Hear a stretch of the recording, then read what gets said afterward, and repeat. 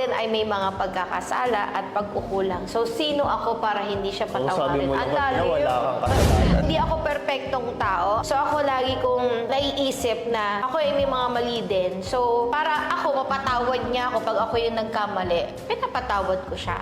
At mahalaga, napatawarin ko siya. Bakit? Kasi kailangan yun para maging peaceful yung relationship namin. Para tumagal kami. Kasi kung hindi ko siya patatawarin, parang sinabi ko na lang din na maghiwalay na kami.